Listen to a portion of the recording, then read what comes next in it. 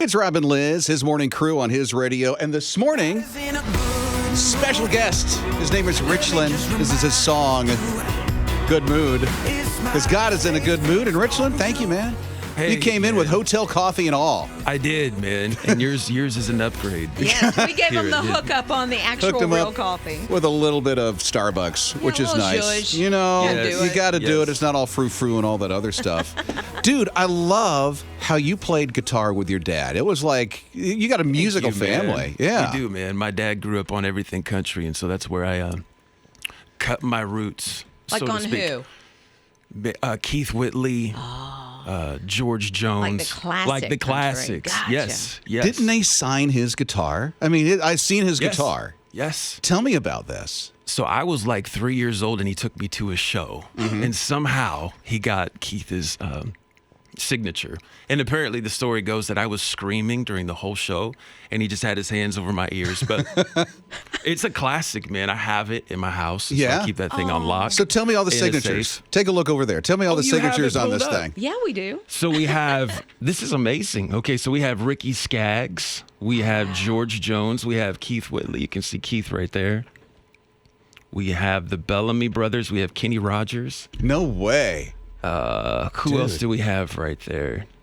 There's a couple that have kind of faded out. Mickey Gilley, is that who that is? Mickey Gilley's right there. See, if my dad was here with us, he'd be able to kind of walk us through all these. Oh my gosh, yeah, you got us a great pick. And then I believe we had Ronnie Millsap on there at one time. Oh, that's awesome. And I actually got to go to that show. So I remember that show. And I remember Ronnie coming out, walking out on stage and pulling his glasses down and saying, man, this is a good looking crowd out here tonight. Which if you don't know, Ronnie Millsap is blind. Yeah. And then he proceeded halfway through a set to jump on the piano and dance on the piano. Get I'm out. not kidding, man. That's classic, I was man. like 11 years old at the time, and it just was phenomenal. How many of these signatures do you remember happening? I mean, you mentioned two that you were at. I have, so there's this guitar, and then I have a guitar with a couple signatures you're on kidding. it. Who's on yours? So I have the Nitty Gritty Dirt Band. Okay. If we remember the Nitty Gritty Dirt Band. Yeah. That was a show. Who else did I have on there?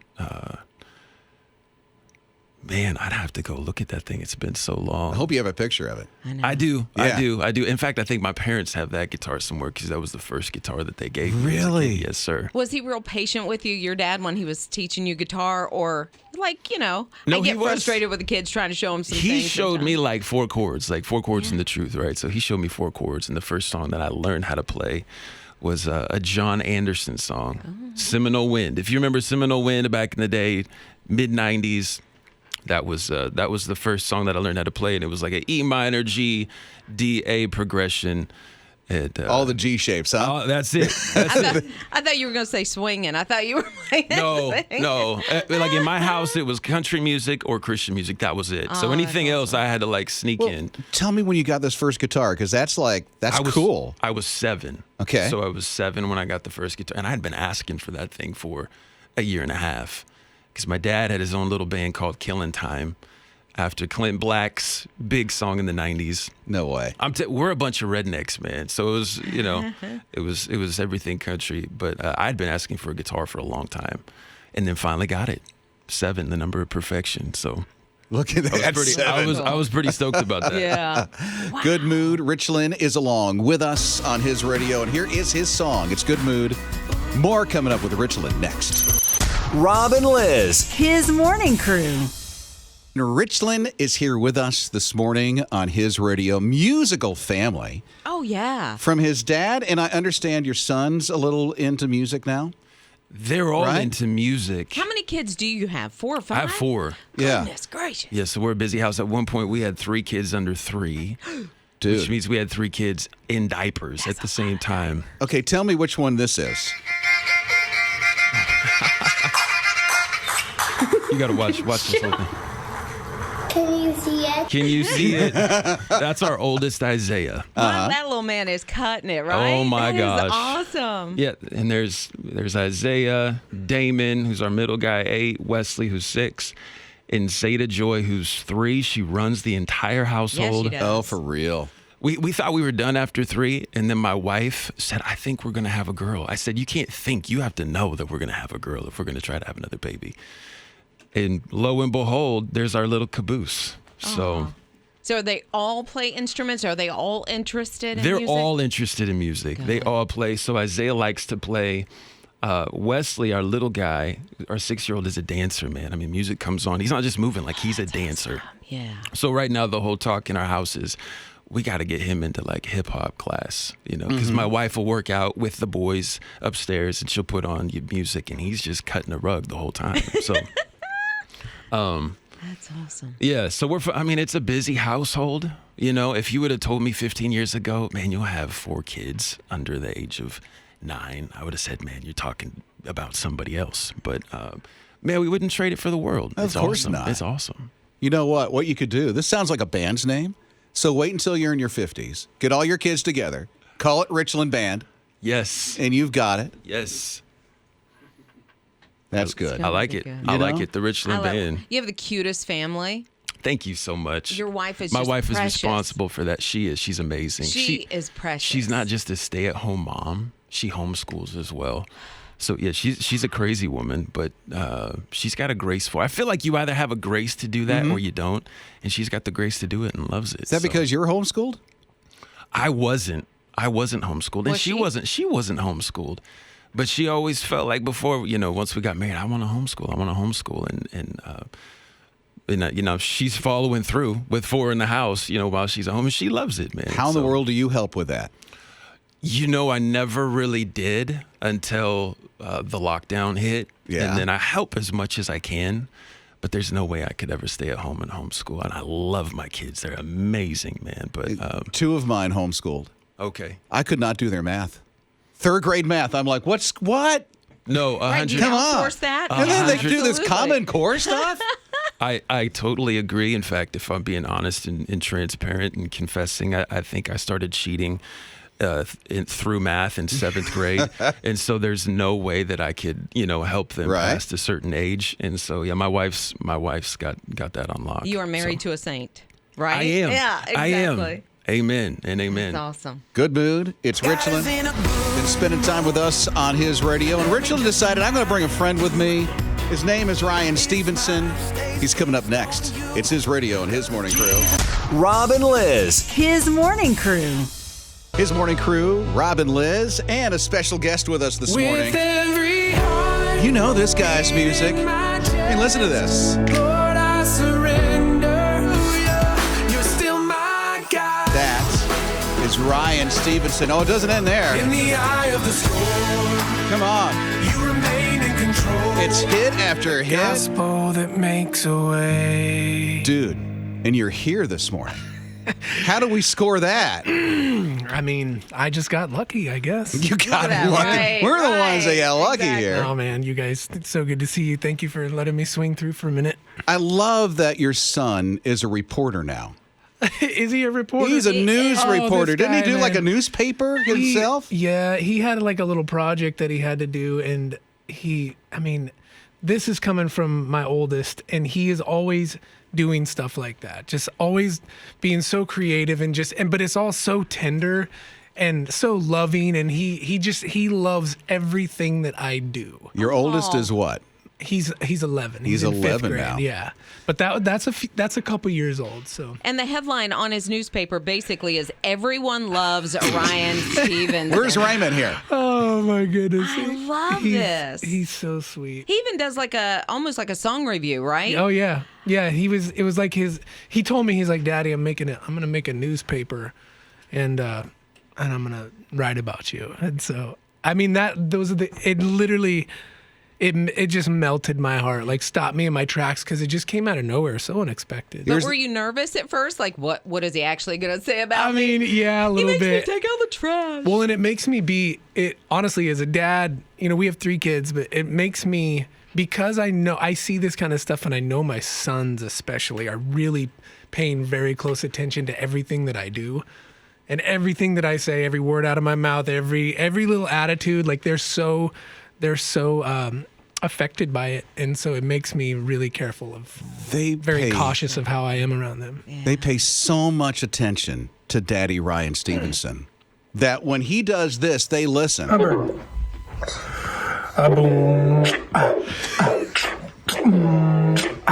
Explain what's happening here. Okay, well so we have two sons. They're 9 and 11, 16 months apart. My wife left me at home for 8 days. There's the wrong thing right there. My wife took off, and so my two boys have this Batman thing that it picks up the activation of your voice and it lights up. It's like this cool superhero mask. Well, this is Birdie, my daughter. And I mean, we were just trying to kill time. You know, I got the kids to myself for over a week. This is probably 5-6 days in, so we're getting stir crazy, pretty man. squirrely at this point. And I was like, Birdie, come here. And so I just started like doing that. She would just like look up. She would just look up at those eyes lighting up. And I mean, we got a lot of entertainment out of that Yeah, thing. she's into it. Rob and Liz. His morning crew. Let me tell you, I love the relationship that you had with your mom. You found something of your mom's that was just so special. I did. I mean, I'm assuming, yep. My sister gave me my mom's journal. She's like, Ryan, I have a bunch of moms. Because when my mother passed, I didn't live close. I lived in a different state. And so by the time they started going through her stuff and I was able to get anything, most of it, like I didn't get, except I got my mom's bathrobe and I didn't get any of her jewelry. That was all spoken for. I got my mom's schnauzer. I inherited my mom's dog. All right. So, bless her. So I brought home my mom's old bathrobe and a schnauzer. But years later, my sister, she's like, Ryan, I was going through some stuff and I found some of mom's journals. Do you want them? I'm like, yeah, of course. And I kid you not, I opened them up one day. This was just a couple months back. And I opened it up to a page.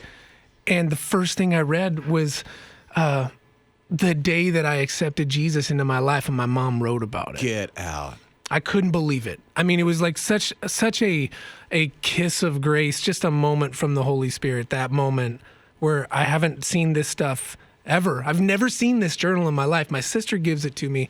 I open it up just to like look through it, see what my mom was talking about. And I open up to the day where we prayed together on the couch. And I remember that day. I was 7. But I just really, in that moment, showed me the heart of my mom, showed me the heart of a mama who's praying for her family, who's praying for her husband. You know, she's saying, I bless you, Lord, and I'm praying for my sweet James, and I lift my James up to you. It's like it just stopped me in my tracks. I'm not supposed to lose mascara during this, but wow. I mean, just seeing your mom's journal and her handwriting, thanking God for, just his faithfulness, and wow. Yeah. What did you learn about your mom as you read through this journal?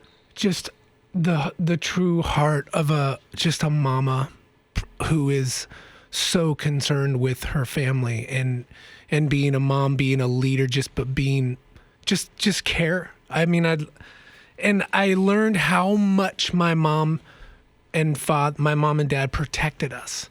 And I know that now as a parent, because we shield our kids from so much that our children will never or should never know about. And when you're a kid, you don't know. But I just saw how much my mom and dad protected us kids from things that we were. I mean, and I'm so grateful. I'm so thankful for my parents.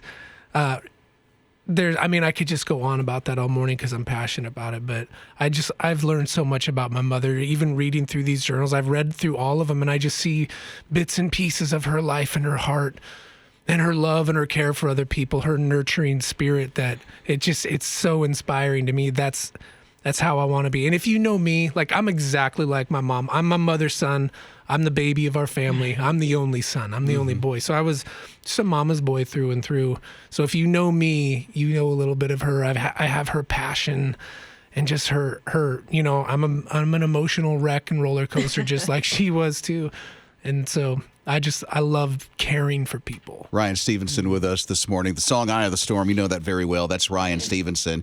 I saw an image of you and your mom. She had a fishing pole in her hand, and it made me think, I wonder if your passion for fishing when you're out in Alaska was a part of all of that. Because it looks like you'd caught something really interesting when you were fishing in Alaska. In the world.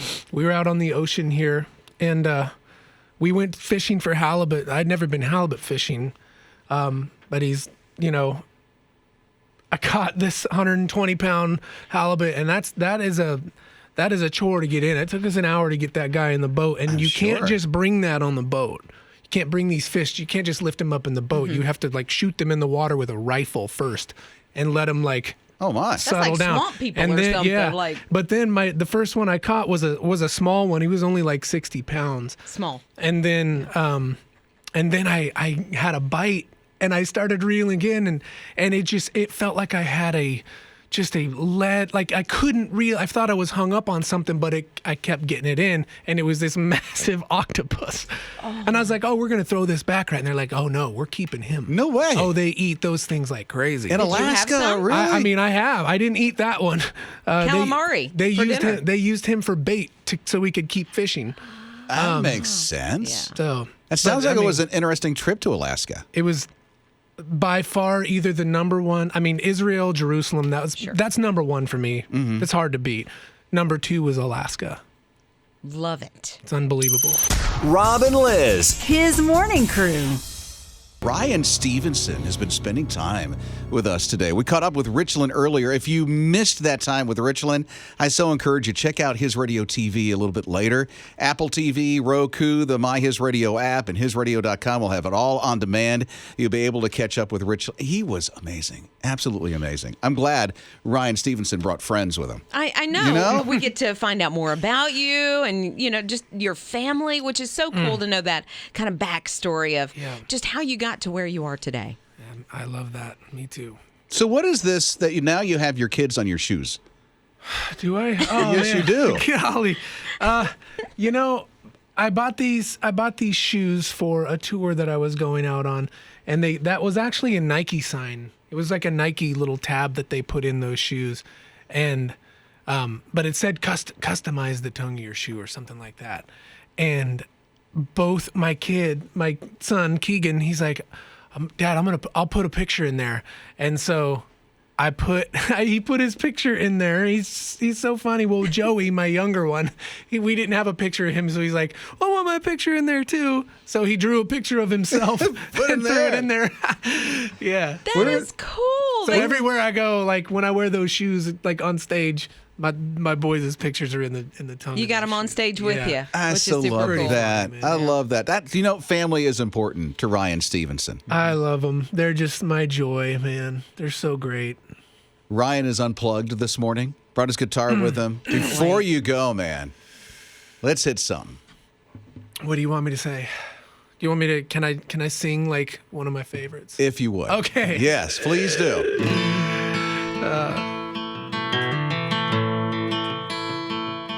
In the eye of the storm, you remain in control. In the middle of the war, you guard my soul. 'Cause you alone are the anchor when my sails are torn. Your love surrounds me in the eye of the storm.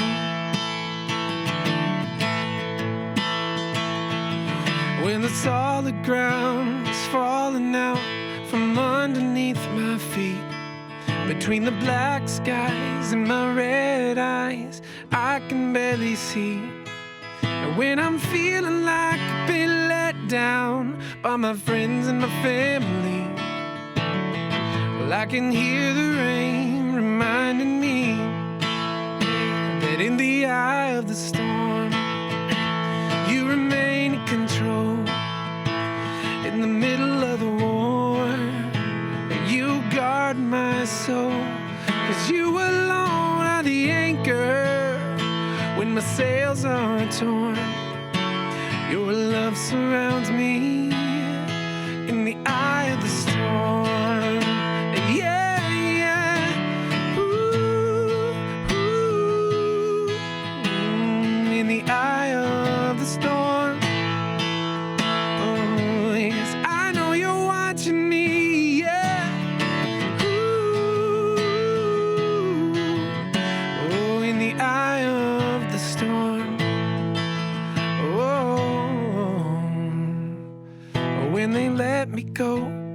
just don't know how I'm gonna make ends meet.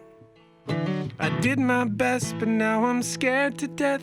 We might lose everything. And when a sickness takes my child away, and there's nothing I can do, my only hope is to trust you. Yeah, I trust you, Lord. In the eye of the storm, you remain in control. Yeah, in the middle of the war, you guard my soul. 'Cause you alone are the anchor when my sails are torn. Oh, your love surrounds me in the eye of the storm. Jesus, your love surrounds me in the eye of the storm.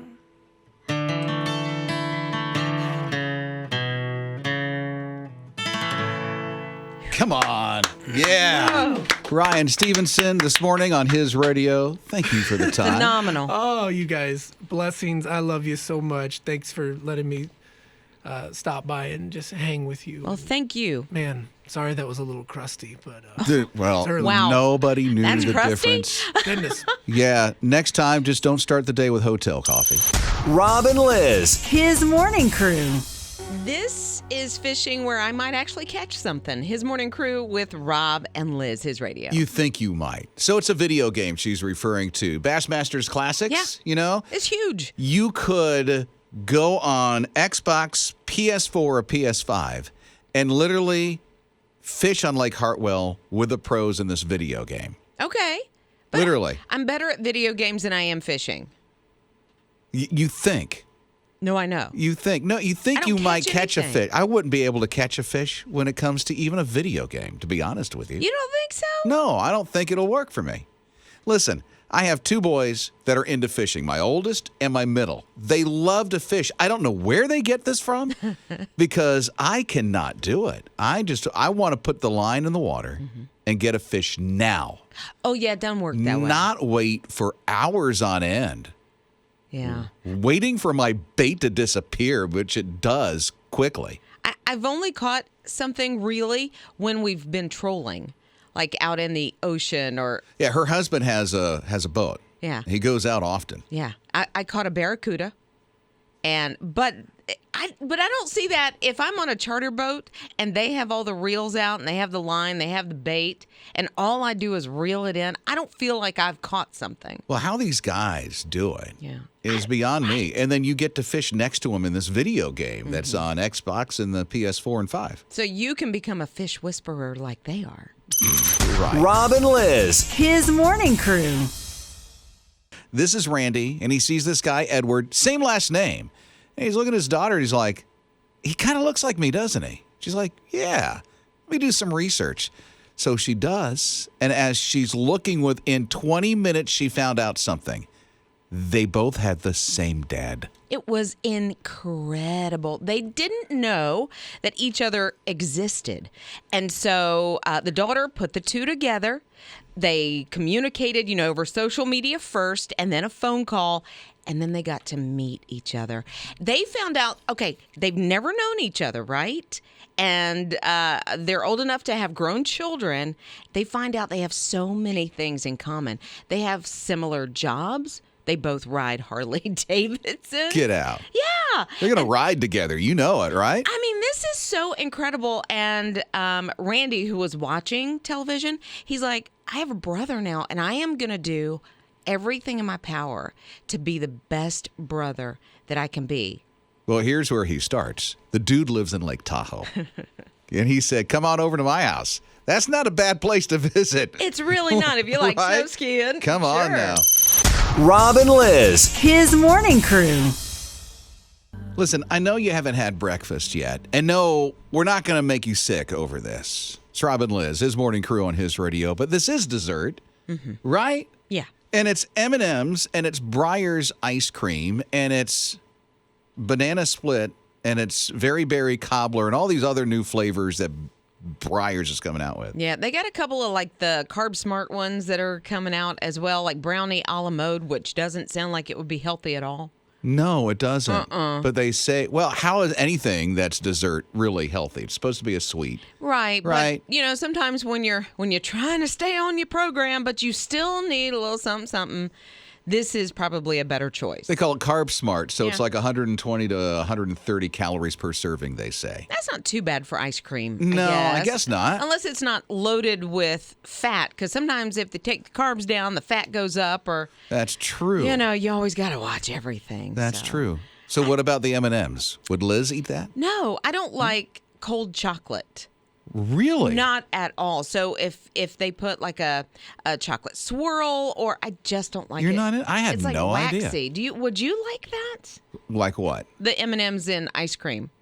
If it's sweet, I might. I don't know, but I've got to stay away from it. I mean, I've already bloated up, so. Oh my goodness. I just like, okay, so this Little Debbie ice cream, I know we're talking about Breyers, but the Little Debbie ice cream, they're throwing Little Debbie cakes inside of ice cream. Oh, man. There's some in our freezer. You have that Here. stuff? No, here at the station. Someone bought this? I know who did. Who? Ninja. This is Ninja stuff? Ninja? You brought that? Yeah, I You're did. tempting us? It's really good. You Which should try kind? some. Which kind is it? The zebra cakes. See, that just to me does not sound good. Zebra cakes. What in the world is that? What's a zebra cake? Yeah, I don't know. What did Jake say? These are our producers talking to you.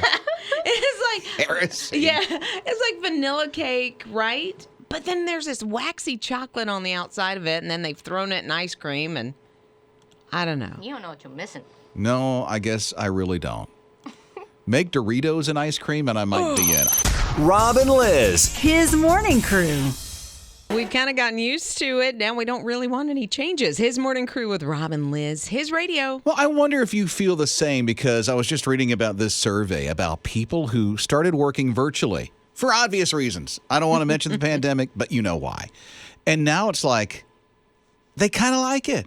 And they don't want to go back into the office and just stay virtual. You can go anywhere, live anywhere, work from anywhere. You want to go to a coffee shop, it's like, I'll do my Zooms from here, put the earbuds in. I mean, it's all that kind of stuff. So a lot of people, 60% they say, want to stay home now for good. Well, I can see that. We have a neighbor that's been there maybe 6 months, moved from Indiana, and he works still for his same company, but he does it from the house.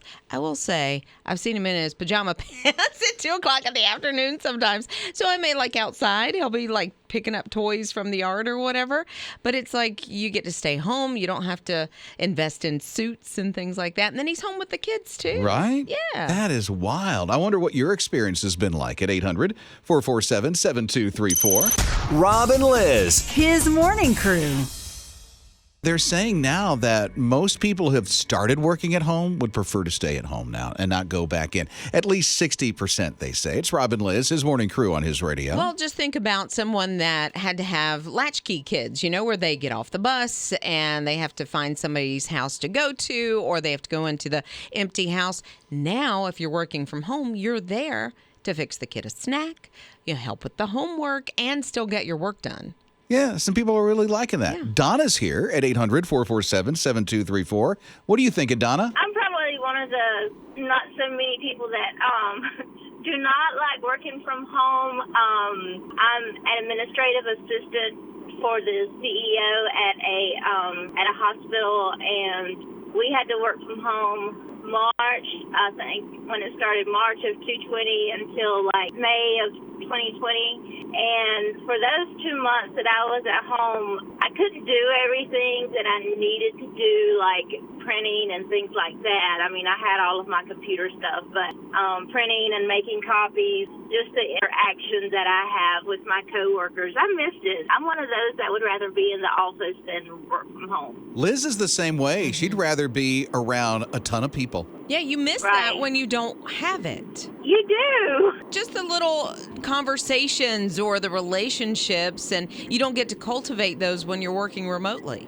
If I could do once a week and do half of my time at home once a week, I would do it. Yeah, that would probably be okay. One day a week, but I'm like Liz. I miss the other stuff.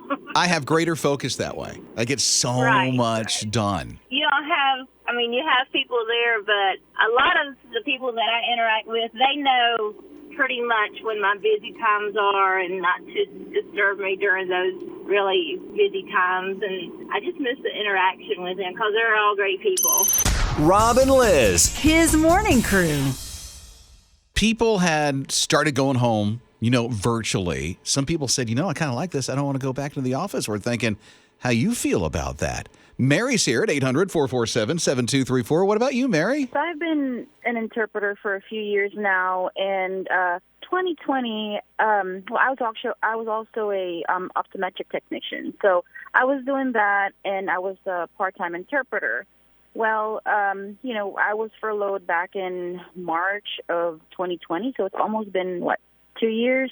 So after that, I just kind of went, full-time interpreting, from home. And I have 4 kids. That was good. That was really convenient because we were able to do homeschool last year, because of the pandemic. Well, my kids are back in school this year, and staying home is getting to me. So I'm actually starting a job on the 28th. But I'm still going to, continue doing my interpreting. No, what was it that got to you that said, I've got to go back to work. I've got to get back into an office? Well, it gets kind of crazy because I get different types of phone calls. I can get 911 calls. I can get legal and then medical, so it's mentally exhausting. So you got to take a break and, breaks in between because there's calls that can last for, over an hour. And it's you have to have full attention because obviously you have to hear, what both sides are hearing so you can interpret. What language do you interpret? I do Spanish, and I also do Tagalog, which is a Filipino language. Oh, I was going to say, what in the world is that? I bet that's a beautiful language. Thank you. Yep. So I do interpreting for both Spanish and Tagalog. How would you say I listen to Rob and Liz on his radio in that dialect? Nakikinig ako kay Rob and Liz sa His Radio. I love it.